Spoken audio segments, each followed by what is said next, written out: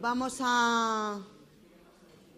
a empezar ya la conferencia extraordinaria, la última de estos cursos. Todos los miércoles tenemos una personalidad que viene a darnos una conferencia extraordinaria y este último miércoles de los cursos tenemos la gran suerte de tener a Paloma Díaz Mas con nosotros. Les voy a hacer una presentación muy breve porque todos la conocemos, todos conocemos su obra, pero una presentación muy breve. Se doctoró en Filología Románica por la Universidad Complutense, es catedrática de Literatura Sefardí y ha trabajado fundamentalmente en la Universidad del País Vasco. No sé si ya se llama así o antes dijiste que había cambiado. Bueno, ya, eso no voy a ser capaz de pronunciarlo, así que en cualquier caso, ella tiene una larguísima trayectoria como escritora. Empezó a los 19 años publicando un libro de biografías, pero no biografías de personajes reales, sino históricos, sino biografías de personajes que nunca existieron. Es un libro de relatos breves de verdad muy, muy interesantes, que yo les recomiendo mucho porque a mí siempre me ha encantado este libro. Su primera novela la publicó en 1983 y desde entonces ha publicado un montón de novela, teatro, ensayo. Ha trabajado muchísimo sobre la literatura oral y sobre la transmisión y sobre esa transmisión de obras colectivas, de obras de todos, ¿no?, que se van pasando de unos a otros de forma oral y mientras pasan se modifican, que eso es lo bueno que tiene la oralidad. Los premios y galardones no se los voy a contar porque son demasiados. En este momento es académica de número de la Real Academia de la Lengua Española, ocupa la silla I minúscula, que quedó vacante tras el fallecimiento de Margarita Salas, y actualmente también es vicesecretaria de la Academia. Su obra ha sido traducida. A mí me importa mucho cuando las obras son traducidas y creo que el prestigio de un escritor también se ve por la cantidad de obras que han sido traducidas y a qué lenguas. Pues sus obras han sido traducidas al alemán, al portugués, al inglés, al francés, creo que no me olvido ninguna, y al griego. Una, Bueno, muy bien. En grandes masas. Y tengo la pena de que no ha sido traducida al italiano, que es mi lengua. Vaya, ya sabes. Y nada, ya como broma, que no es una broma, espero, no sé, cuando me jubile siempre pensé que traduciría al italiano El sueño de Venecia, que es mi obra de Paloma más querida. Así que nada, simplemente no les quito más tiempo, les dejo con ella y con su intervención. Muchas gracias.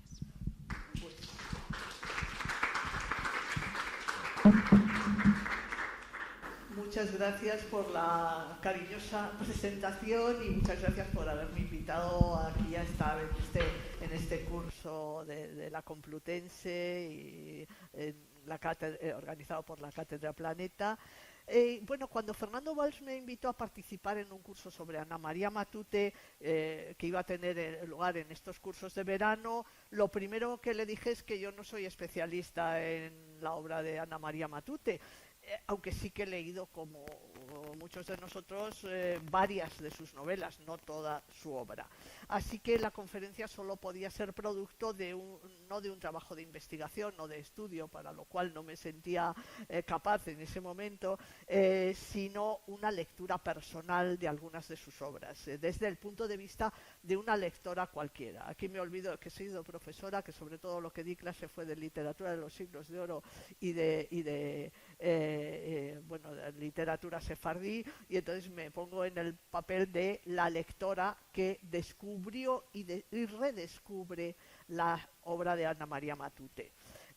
Porque lo cierto es que el proceso de preparación de esta conferencia me ha hecho reflexionar de paso sobre cuál es nuestra relación con los libros, cómo entendemos las obras literarias la primera vez que las leemos, y cómo qué recuerdos guardamos de lo que hemos leído y qué partes se nos olvidan, porque lo cierto es que todos tenemos la experiencia de haber leído un libro que incluso nos gustó mucho y luego al cabo de unos años seríamos incapaces incluso de contar exactamente el argumento. Y lo que me interesa más aquí, porque es el ejercicio que he tenido que hacer yo para este curso, cómo podemos volver a descubrir una obra literaria al releerla años después.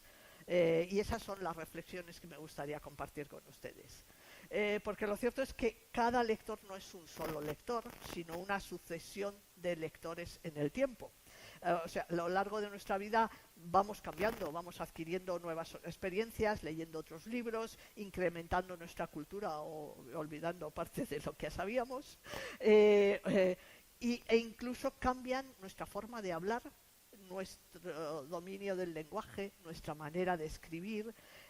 Así que no es de extrañar que una misma obra leída con años de diferencia nos cause un efecto muy distinto y adquiera para nosotros al releerla nuevas lecturas, dimensiones inesperadas, descubrimos detalles o aspectos que en lecturas anteriores no habíamos percibido, porque, bueno, eso es una cosa que todos los teóricos de la literatura saben muy bien, que leer es también de alguna manera reescribir, reinterpretar una obra. Es el concepto de obra abierta en la que el lector es también de alguna manera autor de esa obra en el propio acto de la escritura.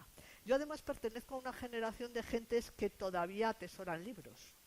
En parte yo no sé si esto está en libros físicos, ¿no?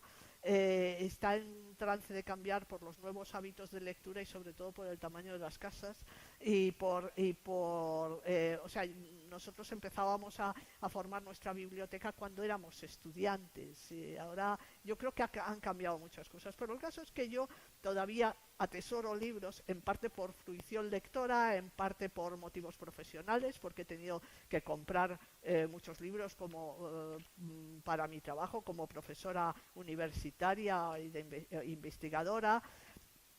Hay libros que he comprado por placer, otros por necesidad, otros me los han regalado, algunos me los he escrito yo, como saben bien, y de otros no sabría decir cómo llegaron a mí, porque dices, esto yo lo he comprado, no, me lo han regalado, no me acuerdo, no lo he escrito, es lo único que es seguro, ¿no?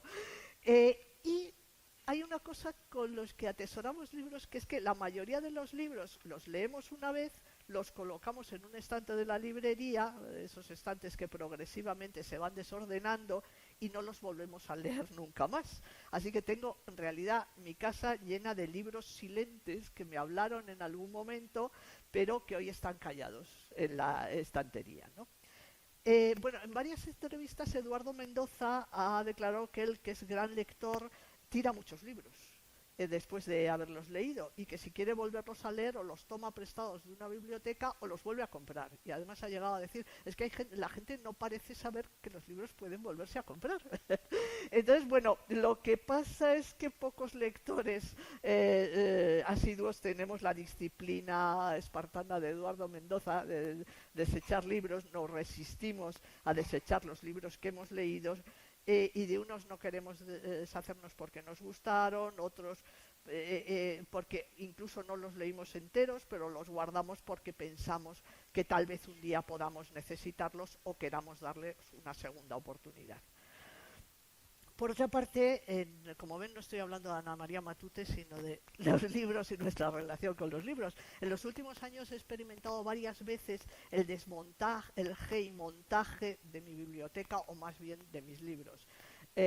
Por ejemplo, cuando me jubilé tuve que desmontar mi despacho de trabajo, que entonces trabajaba en el Consejo Superior de Investigaciones Científicas, y allí tenía muchos libros. Ahora recientemente me he mudado de domicilio y en cada uno de esos traslados he llegado a odiar mis amados libros, a medida que trabajosamente iba llenando con ellos unas cajas de cartón que habían de trasladarse y luego deshacerse, volviendo a colocar los libros en un lugar distinto y buscándoles un nuevo acomodo.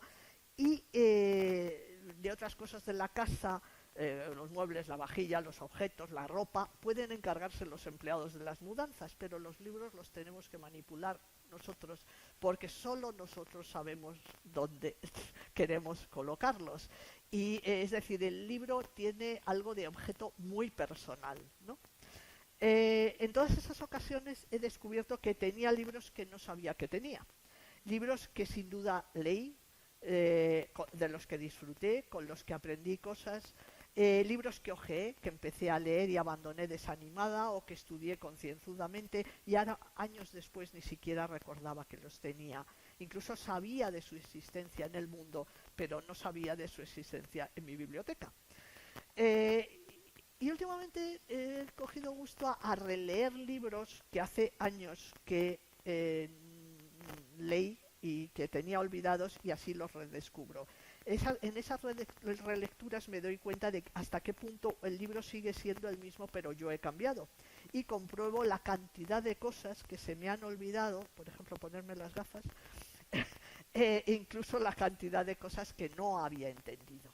El libro se hace nuevo, se estrena como recién escrito cuando vuelvo a leerlo con mis ojos de hoy. Y eso es lo que quiero presentar aquí, un ejercicio de relectura de dos obras de Ana María Matute que leí en tiempos y he releído ahora. Una es Luciérnagas y otra es Primera Memoria, de la que ya ha hablado el profesor Pozuelo. Las menciono adrede en el orden en que las concibió la autora, que no coincide con el de la publicación. Son dos de las obras, aunque desde luego no las únicas, de Ana María Matute, que tratan del tema de la guerra civil. Y aquí me interesa dar un apunte autobiográfico mío, que sin duda ha influido en mi propia recepción de esas obras.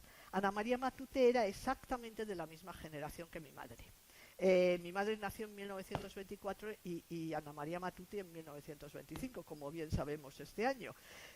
Así que cuando empezó la guerra civil, mi madre tenía 12 años y Ana María Matute 11. Eran dos niñas, dos preadolescentes, dos chiquitas en esa edad de la pubertad, ¿no? O casi la prepubertad.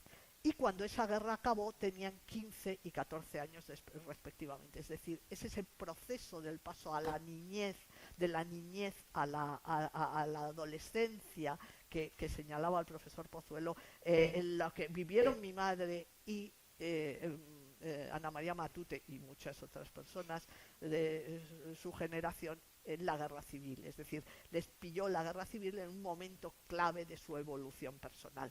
Por eso la guerra civil tiene tanta presencia en la obra de Ana María Matute. No es de extrañar que esa experiencia pasase. Por otra parte, tenga ese peso en la obra de la autora. Por otra parte, lo que mi madre me había contado de su vida en Madrid en guerra, esa era la expresión que utilizaba, no en la guerra o durante la guerra, Madrid en guerra, cuando estábamos en guerra, etcétera. Como hoy decimos en pandemia, es exactamente la misma construcción. Para nosotros es una experiencia parecida a esa, aunque menos devastadora físicamente, ¿no? Bueno, esas experiencias de mi madre ha determinado también mi lectura y mi relectura de esas obras, porque en esas obras se reflejan algunas experiencias, ¿no? Sin embargo, creo que las dos novelas no son, volvemos al tema de lo autobiográfico, estrictamente, en el caso de Ana María Matute, estrictamente autobiográficas.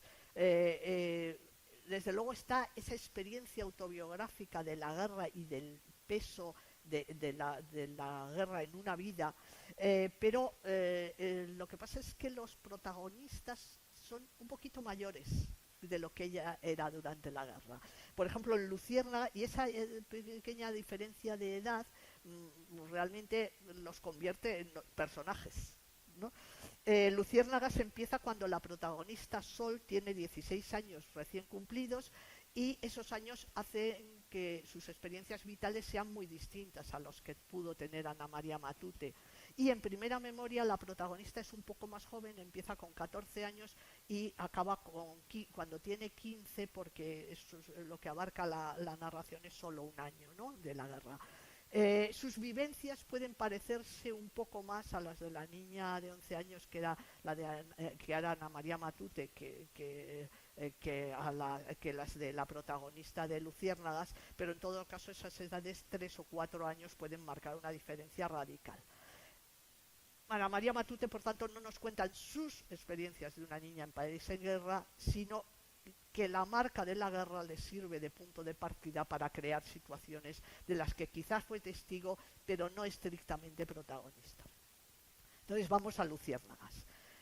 Luciérnagas fue, como saben, durante muchos años una obra maldita de Ana María Matute. Estaba escrita en 1949, cuando Ana María Matute tenía 24 años, y porque en ese año la presentó al premio Nadal, no ganó, la obra fue prohibida por la censura, solo pudo publicarse 6 años después, pero muy mutilada por la censura, y con otro título, En esta tierra. Y yo no leí esa versión censurada, pero sino la completa, que publicó Destino en 1993 y reeditó el Círculo de Lectores en 1994. Y fue precisamente esa edición del Círculo la que leí y todavía conservo. Y me gustaría recordar de pasada el papel que tuvo en la difusión del libro el Círculo de Lectores, que era un club de lectura que se creó en España en 1962, que funcionaba por suscripción a través de una red de agentes particulares que recogían los pedidos y entregaban los libros a domicilio, y que hizo mucho por la democratización de la literatura en la España ya desde los años 60. El catálogo era amplio y diverso, con bastante presencia de traducciones de autores extranjeros, por ejemplo, con unas ediciones bonitas y a buen precio, y los suscriptores pertenecían a distintas clases sociales, solo unidos por su afición a la lectura. Fue un modelo de negocio editorial que no ha podido sostener el empuje del libro electrónico, pero en 2010 lo adquirió Planeta, pero luego ahora esto se ha disuelto, ¿no? Mis padres pertenecían a una baja clase media de Madrid. Mi padre era empleado de la compañía telefónica, entonces un monopolio estatal, y mi madre era ama de casa, y durante muchos años fueron socios del Círculo, porque sobre todo a mi madre le gustaba mucho leer, y así que el Círculo tuvo un papel importante en mi acceso también a la lectura desde mi juventud. Hay que recordar que la literatura que nos llega a los lectores depende también en gran medida de los canales de distribución del mercado literario. Muchas veces hemos tenido la experiencia de que le han dado el premio Nobel a un autor que nos preguntamos, bueno, ¿y este quién es? Bueno, es que no nos ha llegado su obra, quizá porque no está traducida al español, o solo se ha publicado alguna obra suya en una pequeña editorial con poca difusión. Por la fecha en que se publicó la edición de Luciérnagas que tengo, la debí de comprar yo cuando yo misma era socia del Círculo, tenía 40 años y vivía en Vitoria, donde daba clases de literatura española en la Universidad del País Vasco. Entonces, simplemente para que se hagan una idea de qué lectora era yo cuando leí Luciérnagas. ¿La leí realmente? Bueno, un excurso simplemente en el paso de una generación a otra, tras un ascenso en la escala social y cultural de las mujeres de mi familia, seguíamos siendo socios del Círculo. Bueno, cuando he recuperado el ejemplar he comprobado que estaba sospechosamente bien conservado.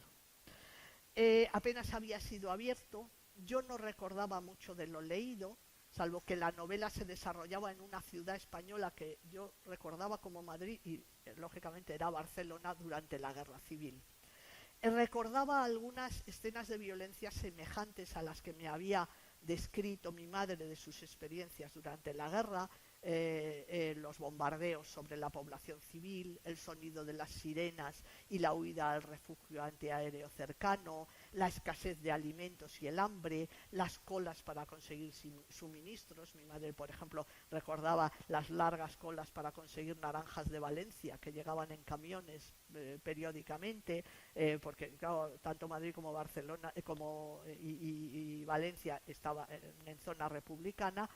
Y recordaba también yo vagamente que la novela contaba la historia de una familia deshecha por las consecuencias de la guerra, pero no me acordaba ni de los personajes ni del final, y eso me hace sospechar que no terminé de leerla. Eso nos pasa a veces con los libros, que a lo mejor tenemos en las manos una obra espléndida y no podemos con ella. Quizá Luciérnagas me pareció una obra demasiado sobrecogedora, abrumadora y deprimente en un momento en que yo me encontraba en la plenitud de mi vida y llena de ilusiones.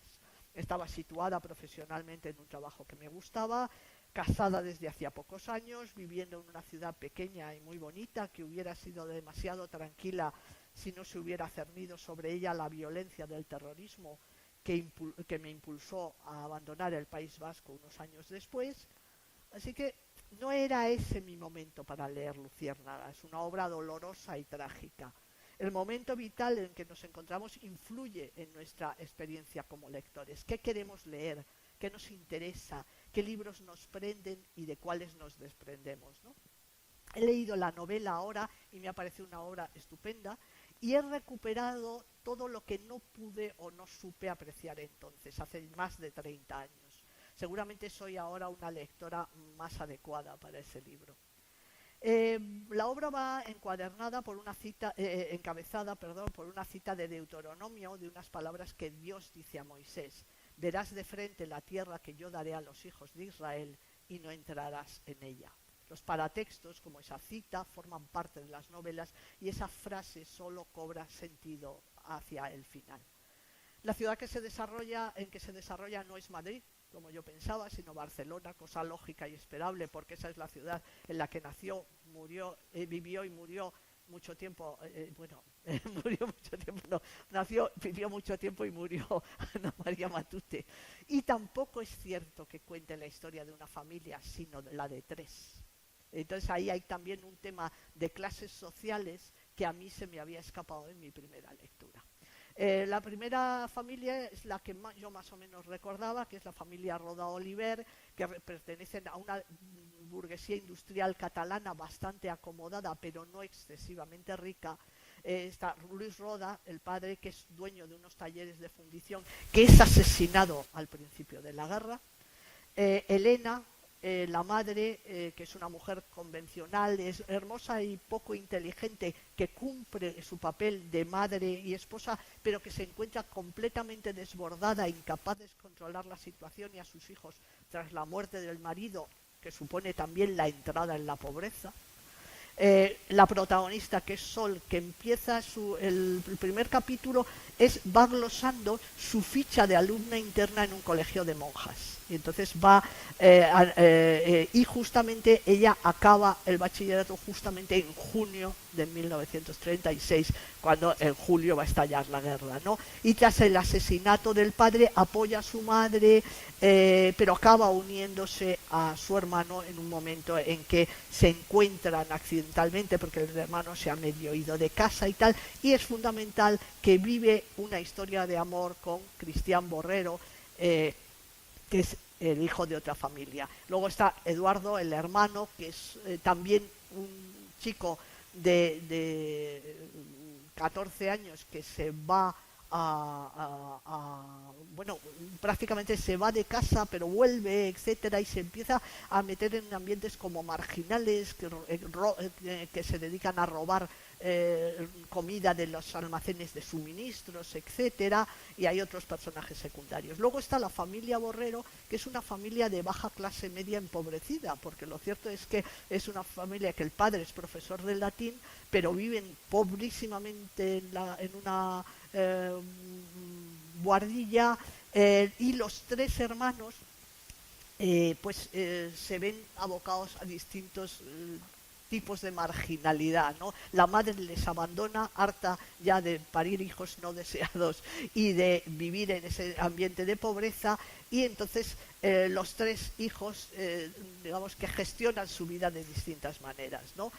Pablo, que es el mayor, se ve obligado a trabajar en un matadero, luego es maestro y luego va a parar a un pueblo como maestro, a un pueblo minero, donde se convierte en una especie de líder anarquista, utilizando que arenga a los mineros utilizando los fragmentos de la Biblia, y precisamente la frase que encabeza el libro viene sacada de un fragmento, de un pasaje de la Biblia, y representa un poco todos los anhelos de libertad y de una nueva vida que nunca se cumplirán. Cristian es el segundo hijo que empieza a estudiar medicina, pero está medio escondido porque tendría que ir al frente, y Daniel, que es el pequeño, que está gravemente enfermo de tuberculosis y se muere. Y luego hay una tercera familia, que son unos refugiados de Madrid, que los meten a vivir en la casa de esta familia durante la guerra. Les imponen que se vivan con ellos en la casa de esta familia de la familia de Sol, ¿no? De la protagonista, ¿no? Entonces, entre ellos la que destaca es Cloti, que es una especie de joven miliciana que tiene de la misma edad que Sol y que se empeña en espabilarla, ¿no? Y enseñarle cosas de la vida, ¿no? Y luego hay una serie de personajes secundarios también. Algunos de los temas fundamentales, claro, son el ingreso brusco en la edad adulta y la pérdida de la inocencia.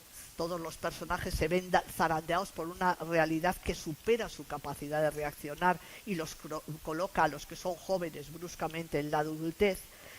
Hay un tema también que está ligeramente apuntado al principio, pero que realmente es también el centro de la novela, que es el descubrimiento por parte de una hija de la de la burguesía acomodada, tampoco son tan ricos, como es Sol, de las otras caras de una Barcelona que nunca había visto. Ella conocía una Barcelona ordenada, impoluta, idílica, y en la guerra le pone en contacto con la miseria, con la falta de oportunidades, con la marginalidad, etcétera. Por supuesto, lo que me había contado mi madre, el hambre, el miedo, los bombardeos, las colas por los alimentos, etcétera. Desde luego, la destrucción de la sociedad y la descomposición del orden social, pero también la destrucción física de la sociedad, una cosa de la ciudad, una cosa que no aparece, por ejemplo, en Primera Memoria, porque es otra visión. Y hay un tema que no recordaba, pero que es bastante recorre un poco toda la novela, que es la maternidad no deseada.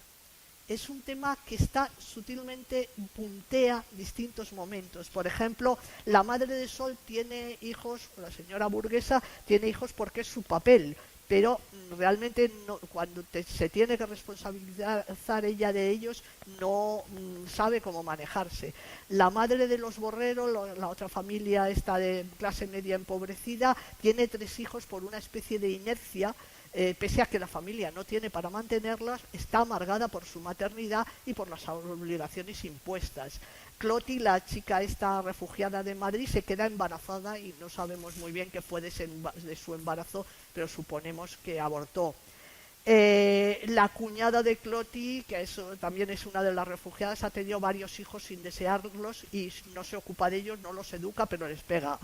Y el único embarazo aceptado, aunque accidental, es el de Sol, embarazada de Cristian, que muere al final de la guerra tontamente asesinado por una bala perdida, y que ella queda embarazada y es un embarazo accidental, pero aceptado, ¿no? Y ese es el final de la novela, que abre una especie de esperanza, de puerta hacia la esperanza, ¿no? El caso de Primera Memoria es bastante distinto. Fue publicada por Destino en 1960, tras obtener la autora del Premio Nadal del 59, y cuando la escribió Ana María Matute tenía 34 años, ¿no? Y una de las cosas que me llaman la atención en todas sus obras es la enorme madurez literaria. Es una larga trayectoria, pero hay algunas primeras novelas que son realmente novelas impresionantes para la edad de la autora, ¿no? Es verdad que entonces 34 años era un ser mayor que hoy en día, porque es verdad que entonces se vivía más rápido y la adolescencia y la juventud duraban menos y se entraba antes en la vida adulta, porque por entonces cuando publica Primera Memoria, Ana María Matute estaba ya casada y tenía un hijo de 5 años, pero bueno, eso no garantiza la maestría literaria. Y recuerdo que además perfectamente que leí el libro en uno de los volúmenes de la colección Áncora y Delfín de Destino, que eran unos libros ya entonces muy bonitos, bien impresos, encuadernados en tela, con unas cubiertas de papel cuché blanco con un grabado moderno y de un dibujo a pluma. Y en casa de mis padres había varios libros de esa colección. Y Primera Memoria, me acuerdo, y además lo he buscado por internet y era así, representaba 2 niños sentados en la arena de la playa y ante ellos se veía una barca de remos en el mar. Eso es un resumen realmente de la situación de Primera Memoria. No es ese el ejemplar en que he releído a la obra ahora, sino que lo he releído en un libro electrónico, porque no conservo el ejemplar que había en casa de mis padres. Creo que aquella primera edición se la debió llevar un librero de viejo cuando tuvimos que deshacer la casa de nuestra madre. Y bueno, los que hemos, entre paréntesis, los que en los últimos años hemos tenido que deshacer casas de nuestros seres queridos que ya no están, hemos experimentado la misma sensación. Los libros se han convertido en un objeto de uso personal que nadie quiere cuando su propietario ha muerto. La mayoría de las bibliotecas públicas no aceptan donaciones, nosotros no podemos quedarnos con todas las cosas de nuestros seres queridos, porque no caben en nuestras casas, y casi hay que mendigar para que alguien se haga cargo de esos libros tan queridos que ahora nadie quiere, y que tampoco queremos que vayan a parar al contenedor del papel del reciclaje, ¿no? Lo cierto es que el ejemplar en que leí por primera vez Primera Memoria ya no está en mi poder, y lo he releído en un soporte muy distinto que obliga a un tipo de lectura diferente, más lineal, más parecida, creo, que a los rollos de los libros antiguos, que eran libros enrollados, ¿no? Es decir, no te permite ojear, ir para adelante y para atrás. Hombre, puedes hacer búsquedas dentro de un ebook, pero normalmente no leemos así, ¿no? Así que al releerlo también me he dado cuenta, aunque sé que leí la novela entera y que me gustó mucho, no me había enterado de nada. O sea, recordaba vagamente que la novela trataba de unos niños en una isla que identifiqué acertadamente como Mallorca.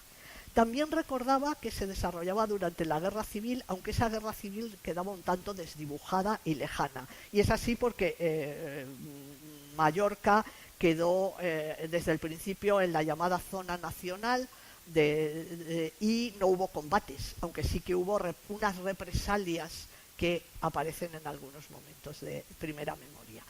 Y yo recordaba también de mi primera lectura 2 detalles anecdóticos que resultaron no serlo. Una mujer pelirroja y un momento en que a una familia del pueblo alguien le arroja un perro muerto al pozo de su casa, contaminando el agua, y ellos tienen que pedir agua para beber, y las personas que le dan ese agua se lo dan un poco transgrediendo algún tipo de tabú. Eso era lo que recordaba. Y tenía también un confuso recuerdo de que esa familia estaba marginada y socialmente rechazada por alguna razón. Y ahora, al releer el libro ahora, entendí algunas de las claves que me habían pasado desapercibidas por falta de contexto histórico y por falta de conocimiento, y comprendí por primera vez el motivo de la marginación de esa familia. Bueno, para quienes no lo tengan presente, aunque el profesor Pozuelo Ibancos lo ha recordado, la novela está narrada en primera persona por Matia, la protagonista, que al principio de la novela tiene 14 años y al final 15, y cuenta la historia de 2 primos, Matia y Borja, que les pasa una cosa que les pasó a bastante gente cuando la guerra, por ejemplo a una vecina nuestra, que están pasando las vacaciones de verano en casa de su abuela cuando estalla la guerra y se quedan allí sin poderse ir. Concretamente estos están en casa de su abuela en Mallorca, estalla la guerra y tienen que quedarse allí en realidad unos meses que coinciden con el verano, el otoño y el principio del invierno, porque al final de ese momento la abuela decide que a partir de enero van a ir internos a un colegio porque no pueden seguir sin escolarizar, ¿no? Están con un tutor que es un ex seminarista, hijo de una criada al que no tienen ningún respeto y no tienen ninguna autoridad sobre ellos, y lo que presenta es una visión de la guerra desde lejos, porque Mallorca estuvo en el llamado bando nacional desde el principio, por tanto no hay como en Luciérnagas combates ni bombardeos, como sucedía en las grandes ciudades, el frente está lejos, pero a través de determinados detalles vemos que el padre de Borja y el de Matia están en bandos distintos. Borja presume de que su padre está matando mucha gente, se entiende que en el bando nacional, y del padre de Matia no se dice nada, pero se insinúa que está en el bando republicano. Es la guerra, por tanto, como telón de fondo, cuyas implicaciones los niños no entienden, esto que hablábamos, de que incluso bien avanzada la novela, Matia oye por primera vez la palabra guerra, llamar guerra a lo que está sucediendo, o sea, pasan cosas. La abuela lee en un periódico que esta ciudad ha sido tomada y hay un Te Deum solemne para dar gracias a Dios, pero Daniela no acaba de entender que lo que está pasando es que hay una guerra, hasta que en un momento determinado alguien dice la palabra guerra y le sorprende. ¿Qué guerra? ¿No? Es un verano de libertad y transgresiones, pero en un ambiente tenso, cargado, lleno de rencores soterrados, en una sociedad cerrada y rígida y bastante hipócrita, donde están de una manera obsesiva la rigidez de la abuela, la presencia de los inquilinos del declive, que es un terreno que baja hacia el mar, que es propiedad de la abuela, la exclusión y la siniestra actividad represora de los Taronji, que son una especie de milicianos fascistas que llegan a asesinar a su primo José Taronji, que es padre de otro chico del pueblo, Manuel. Yo no había entendido por qué la familia de este Manuel estaba marginada y rechazada en el pueblo. Más allá de que la madre, Malene, había sido amante de Jorge, el señor de Sonmayor, y probablemente padre de Manuel, hay un momento en que en esta relectura se me hizo claro cuál era el motivo de la exclusión. Era una palabra que en mi primera lectura me había pasado desapercibida por falta de conocimiento y de contexto histórico, y estoy segura de que mi madre tampoco la entendió cuando la leyó. Chueta. La primera vez que aparece en boca de Borja se refiere a Manuel como pelirrojo, chueta, asqueroso. Y en otra ocasión me las pagarás, chueta. Bueno, para que les recuerdo que los chuetas son una comunidad marginada de Mallorca que son descendientes de conversos judaizantes, contra los cuales hubo varios procesos inquisitoriales en el siglo XVII. Uno en 1677, en que se detuvieron a 237 personas. Hubo en 1679 una serie de autos de fe, y sobre todo el que es más sonado y que dejó más huella en la sociedad mallorquina fue el de 1691, con 4 autos de fe, con 88 condenados, 45 relajados, es decir, que entregados a la justicia para su ejecución, de ellos 37 quemados, 5 en estatua y 3 sus huesos, ¿no? Y que ese auto de fe tuvo lugar ante 30.000 personas. Y lo que sucede es que además los sanbenitos de esos chuetas mallorquines permanecieron hasta el siglo XIX colgados con los nombres de esas familias en la iglesia de Santo Domingo de Mallorca. Entonces, claro, los apellidos, hay 15 apellidos considerados chuetas: Aguiló, Bonín, Cortés, Forteza, Fuster, Llopis, Miró, Picó, Piña, Pomar, Segura, Taronji, Valentí, Valleriola y Valls. Es decir, ahí estaba la clave. Es que el apellido Tarongí es uno de los apellidos chuetas de Mallorca. De ahí que les traten de chuetas, de ahí que la familia esté marginada, porque se les atribuye ser descendientes de conversos judaizantes condenados por la Inquisición. Y eso es una clave. Además esa marginación de los chuetas ha durado hasta época muy reciente en Mallorca, y esa es una de las claves que yo no había pillado en absoluto de la novela en mi primera novela, en primera lectura. Y lo del detalle de que sean pelirrojos es que además hay en la tradición popular de toda España en realidad la idea de que Judas era pelirrojo, ¿no? Entonces por eso se les atribuye el ser pelirrojos, ¿no? Entonces claro, ahí me revela que lo que está contando son unas cosas mucho más terribles. Es el clasismo, es una sociedad cerrada, de violencia soterrada, de represalias, de miedo, que son las que producen la muerte del padre de Manuel, y que las mujeres de la familia y su propio hijo lo entierran casi clandestinamente. Hay un momento en que son increpados por unas mujeres porque se dan cuenta de que vienen de enterrar en alguna parte el cuerpo del asesinado, ¿no? Y luego es una guerra, por tanto, en la que no hay combates ni bombardeos, como en Luciérnagas, pero hay un miedo subterráneo que la protagonista percibe sin entender, lo de lo inefable. Bueno, los temas principales de Primera Memoria pues son lo mismo, ese paso de la infancia a la adolescencia en un entorno que ellos consideran hostil, aunque la verdad es que visto desde fuera son dos chavales que se mueven con extraordinaria libertad y se cogen una barca y se van a una cala por su cuenta y tal. Quiero decir que y hacen guerras con otros que juegan a ser enemigos. O sea, hay una especie de guerra ficticia entre los chavales del pueblo que de alguna manera reproduce también la violencia de los mayores sin que ellos sean conscientes, ¿no? Y en cierto modo hay una cosa que mucha gente que vivió la guerra civil fuera de grandes ciudades tiene ese recuerdo, que es el de una sociedad sin normas, un mundo sin normas, pese a ser un entorno muy tradicional y muy clasista y muy rígido. Los niños viven en una especie de estado salvaje aunque les intentan imponer normas y ellos las transgreden totalmente. Un tema importantísimo es el de la soledad en esa edad de transición, en la que es difícil expresar los sentimientos. Tanto Borgia como Matia como Manuel son niños adolescentes solos, de un entorno familiar que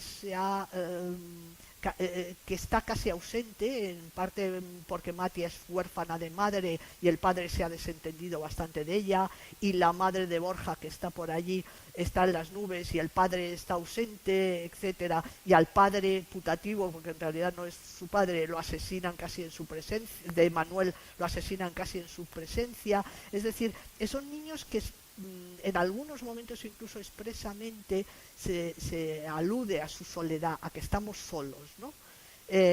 Y luego hay una cosa que entra dentro de ese tema de lo inefable, que es la dificultad que tienen los personajes para expresarse.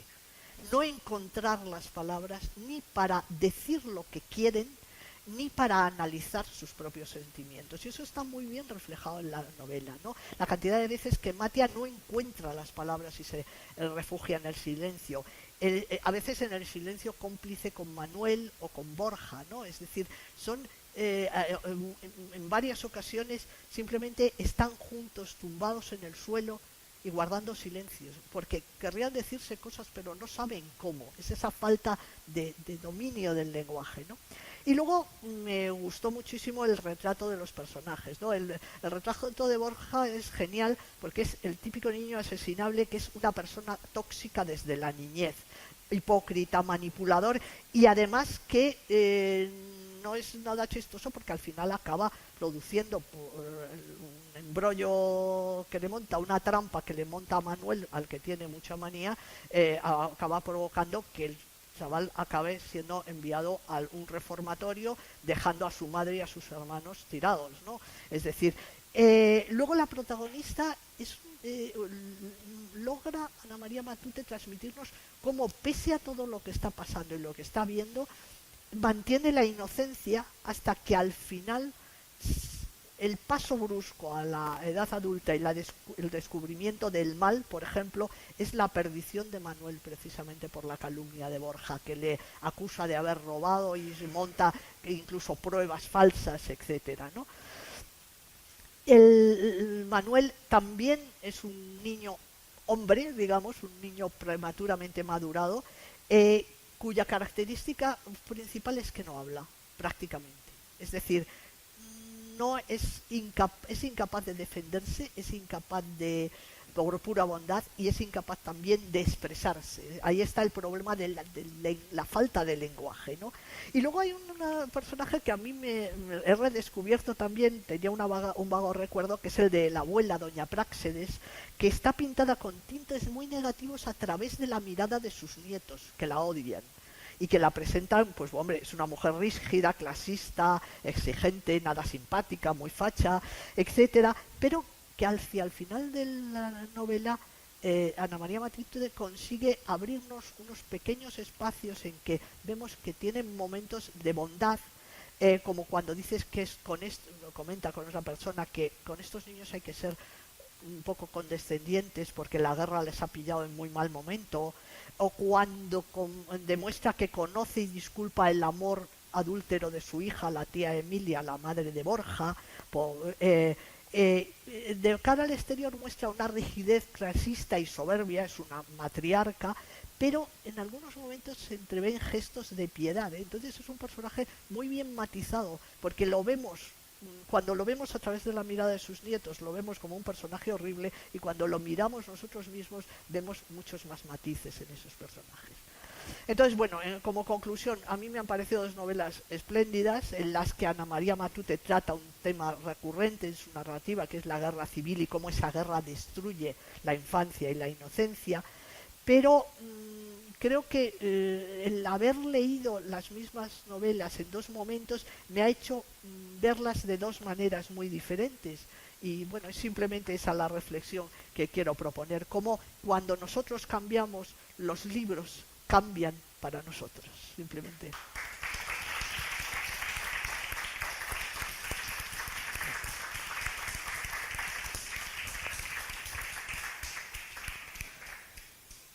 Bueno, muchísimas gracias. Pues gracias a vosotros por estar. Sí. Sí, me parece que había una mano levantada por allá. Sí. Segundo. Ya. Aquí. No, primero.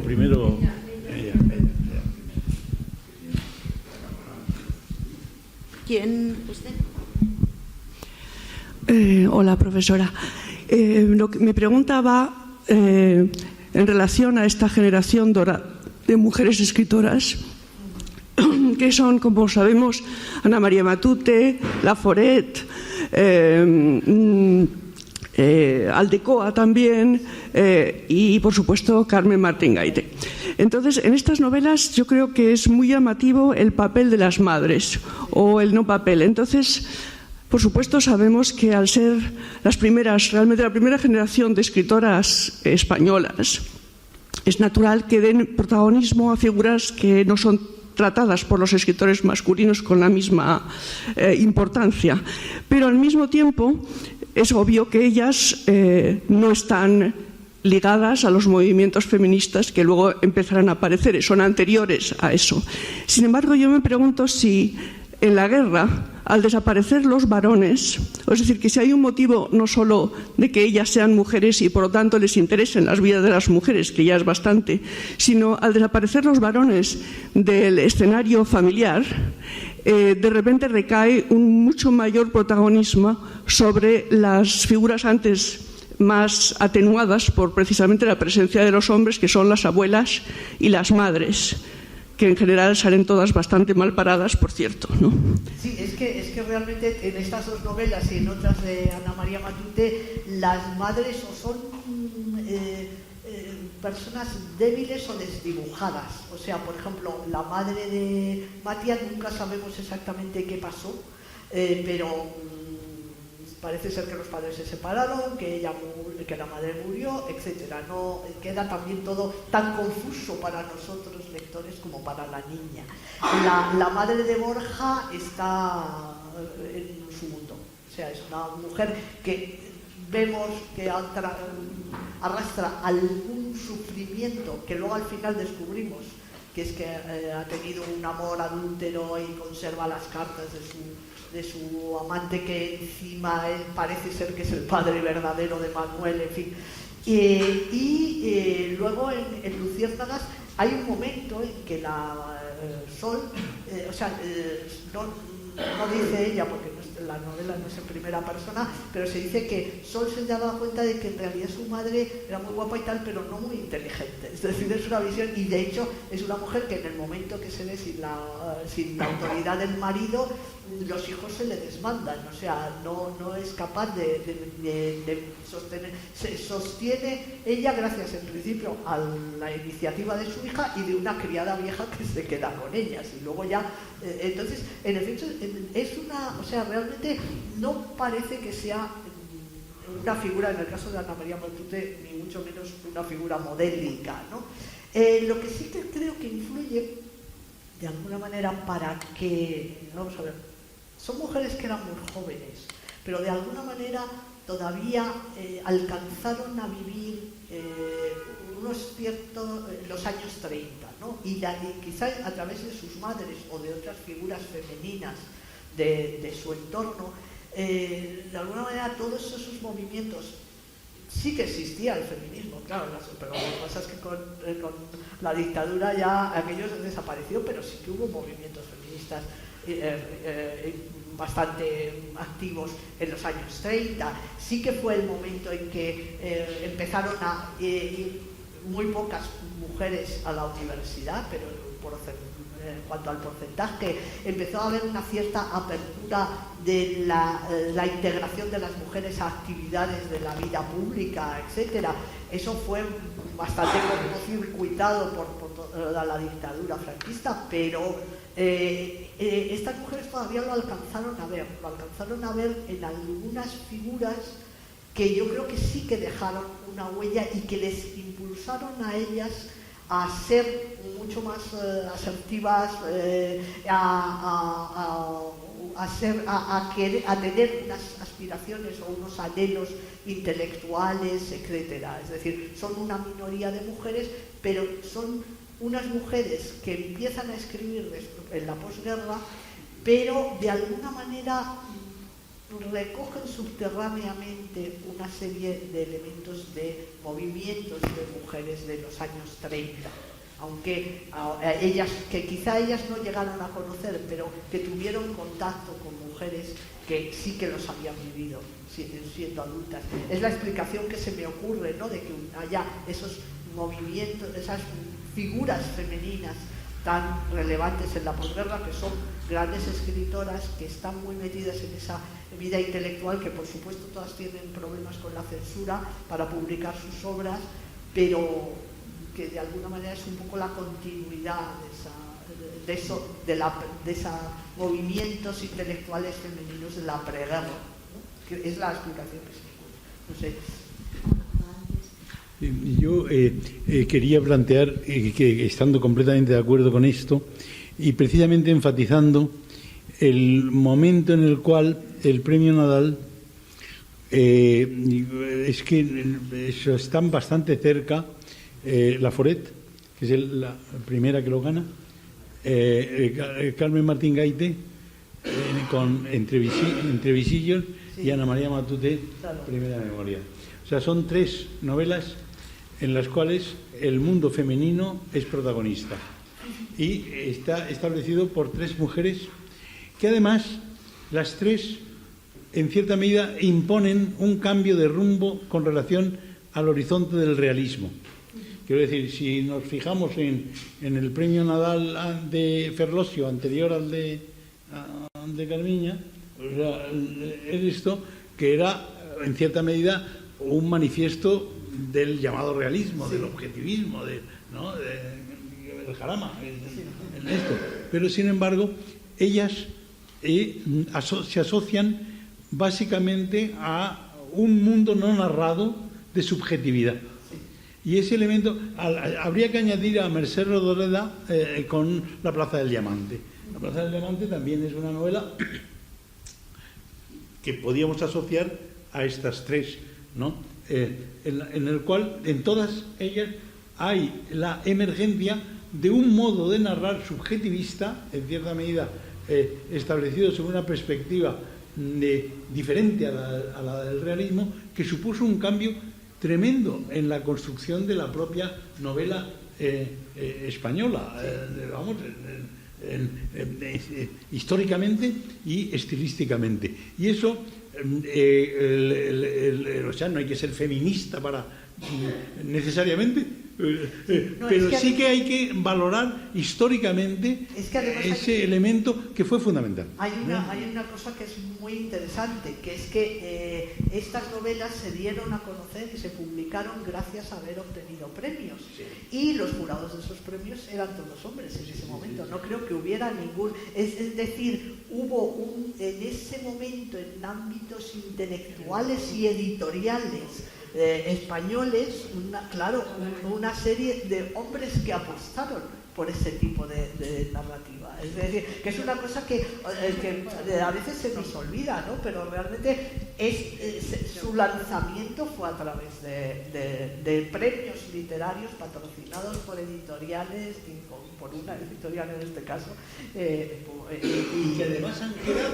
Sí. Han quedado, porque hoy día se sigue leyendo a Laforet. Sí. Se sigue leyendo a Carmen Martín Gaite y se sigue leyendo a Matute. Sí, sí. Y muchos otros premios masculinos. Entonces, pues yo, bueno, pues no sé, a veces digo, ¿y este quién es? Sí, sí. ¿No? Bueno.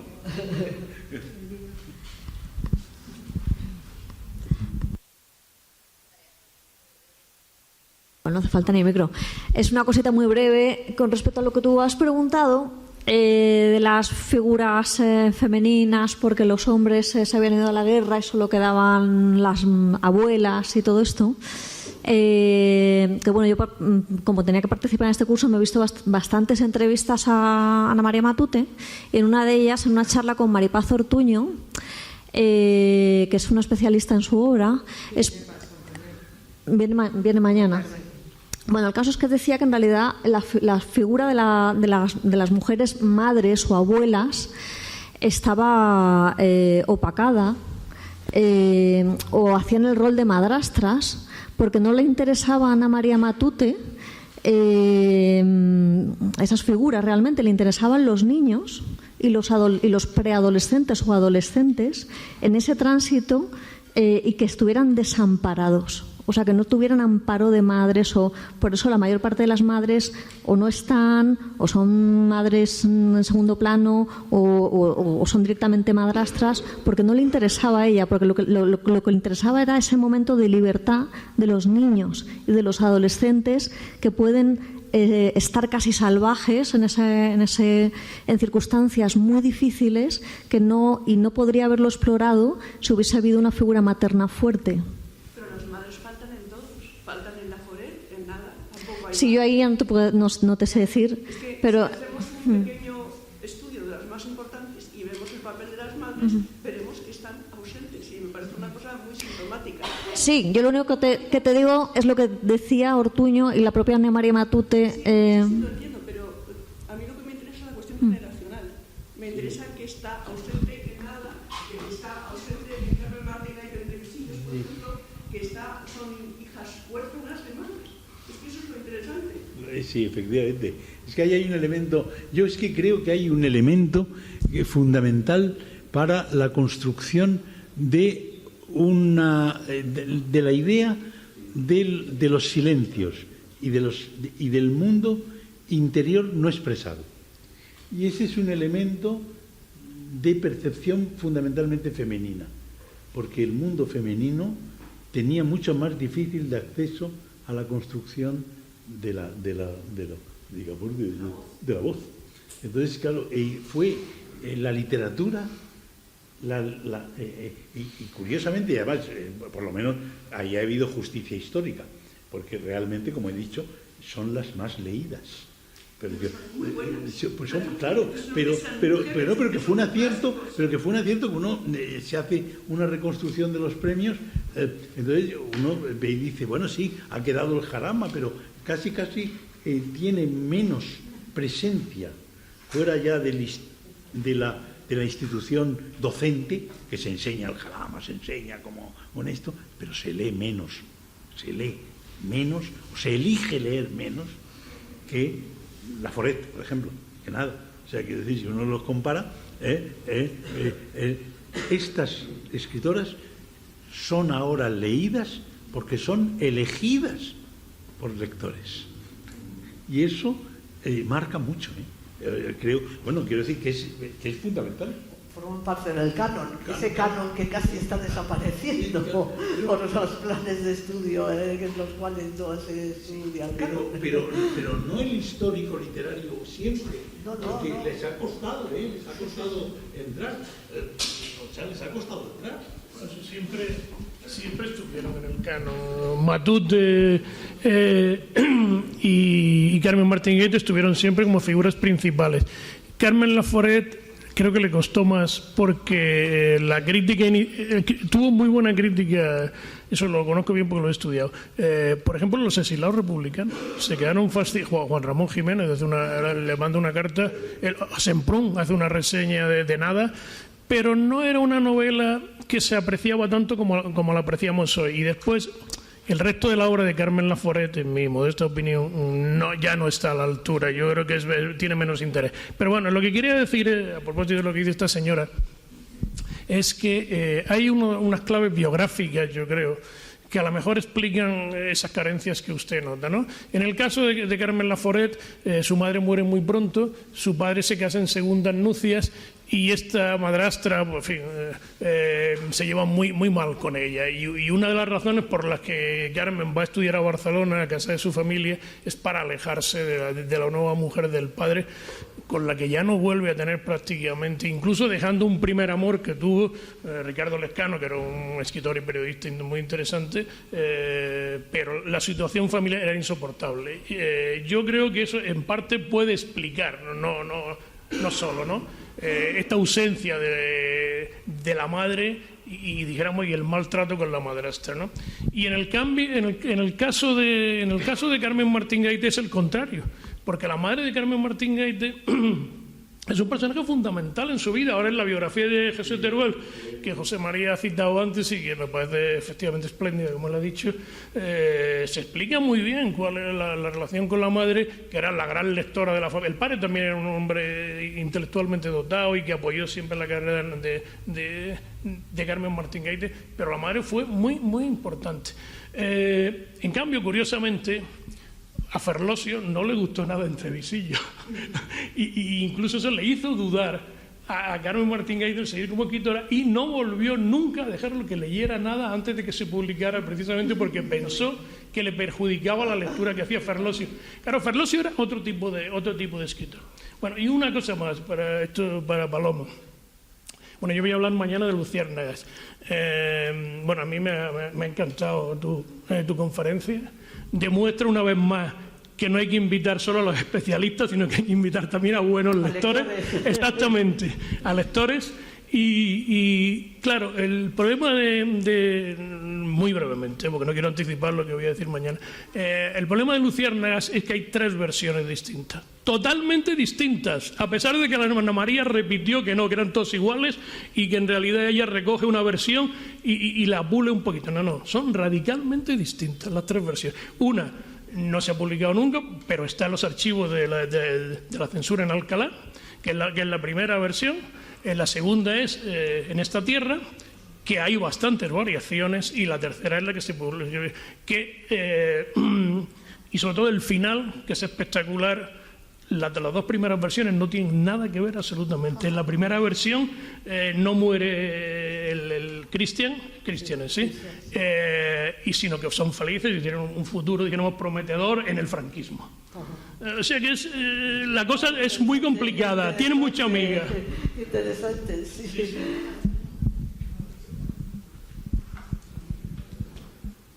Bueno, pues yo creo que vamos a ir terminando.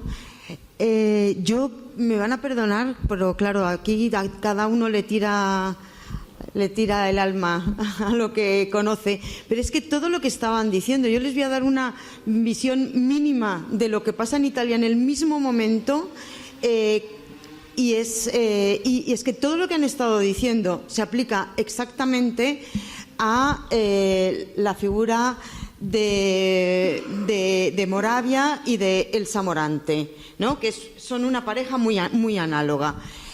Moravia, pues absolutamente realista, le decía Elsa Morante que su obra no era buena, y sin embargo Elsa Morante publica La isla de Arturo, es también ganadora del Strega, y ahora nos acordamos de muy pocos premios Strega, pero nos acordamos totalmente todos de La isla de Arturo, y además es igual, es el momento del desarrollo, del paso de la infancia a la adolescencia, a la primera juventud de un niño también el huérfano, y que también se desarrolla en una isla, y en este aislamiento, en este caso no del conflicto, pero de otro tipo de conflictos. Y bueno, simplemente que según todos ustedes lo iban comentando, yo decía, debe haber una tendencia que desde luego no es solo nacional, es decir, no está cerrada en España. Es que, bueno, yo ya no voy a hablar de más literaturas, evidentemente, porque no son la mía, pero vamos, en la mía se reproduce, todo lo que hemos visto se reproduce de forma prácticamente análoga. Y, por supuesto, una literatura, la del Elsa Morante, muchísimo menos, vamos, nada de realista, son las ilusiones, es la infancia, es la caída de las ilusiones, claro, por la intervención de ese mundo adulto que lo cercena todo. Y nada, y bueno, y solo para que sepan que eso también existe, y que si alguien quiere leer La isla de Arturo, disfrutará mucho. Pues muchísimas gracias, Paloma, muchísimas gracias a todos.